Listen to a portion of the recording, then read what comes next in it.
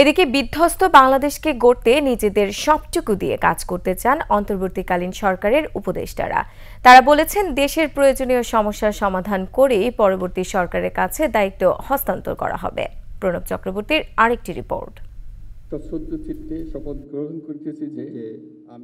এক বিধ্বস্ত বাংলাদেশের দায়িত্ব নিলেন নোবেলজয়ী অর্থনীতিবিদ ডক্টর ইউনূসের নেতৃত্বে অন্তর্বর্তীকালীন সরকার। শপথ করিতেছি যে অন্তর্বর্তীকালীন সরকারের দায়িত্ব নিয়ে উপদেষ্টারা জানিয়েছেন, দেশকে তারা গড়তে চান নতুন করে।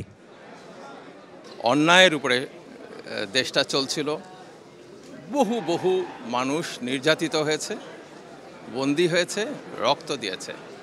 তাই অপরাধীদের এর জন্য আইনের সামনে আনতে হবে, যারা ভিকটিম তাদের প্রতিকার দিতে হবে।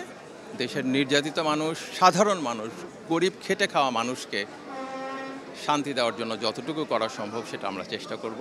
অবশ্যই ছাত্র জনতার প্রস্তাবিত সরকারই কিন্তু অন্তর্বর্তীকালীন সরকার গঠিত হয়েছে এবং আমরা বাংলাদেশের অভিজ্ঞ দক্ষ ব্যক্তিসমূহকে, নাগরিক সমাজের প্রতিনিধি সমূহকে কিন্তু এই প্যানেলে যুক্ত করেছি এবং এখানে নানান মতের মানুষ রয়েছে এবং পুরো বাংলাদেশকে প্রতিনিধিত্ব করার মতো কিন্তু একটি অন্তর্বর্তীকালীন সরকার আমরা মনে করি গঠিত হয়েছে।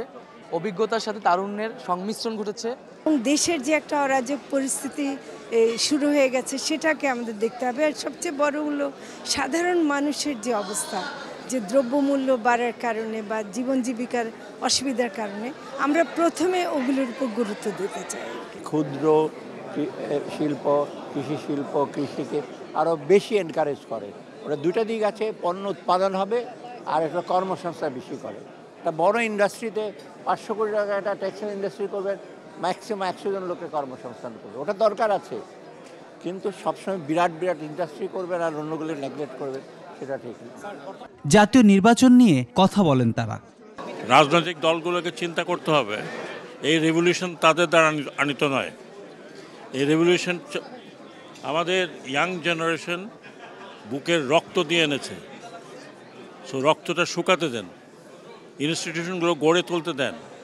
যেই দানবীয় পাল্লায় পড়ে এই ছেলে মেয়েগুলো মারা গেছে, তাদের রক্তটাকে শুকাতে দেন, তাদের স্যাক্রিফাইস থেকে আপনারা আন্ডারস্ট্যান্ড করেন।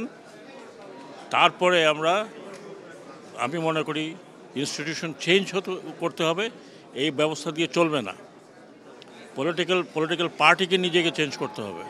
অনেক কিছু সাফ করতে হবে, অনেক কিছু পরিষ্কার করতে হবে, তারপরে আমরা নির্বাচন করব। কেউ যদি আমাদেরকে বলে এক্ষুনি নির্বাচন দাও, তাহলে আমি সন্দেহ করছি যে তারা আমাদেরকে কাজটা গুছিয়ে করতে দিতে চাইছে না, এবং সেটাও একটা রাজনৈতিক কারণে। বাংলাদেশ একটা উদার গণতান্ত্রিক দেশ হবে, বাংলাদেশে মানবাধিকার সমুন্নত থাকবে, বাংলাদেশের সরকার জনগণের কাছে জবাবদিহিতা করবে এবং জনগণের কথা শুনে রাষ্ট্র পরিচালনা করবে। পরিস্থিতি যেমনই হোক, দেশকে এগিয়ে নিতে ভূমিকা রাখতে বদ্ধপরিকর জানান নতুন উপদেষ্টারা। প্রণব চক্রবর্তী, 21 টেলিভিশন, ঢাকা।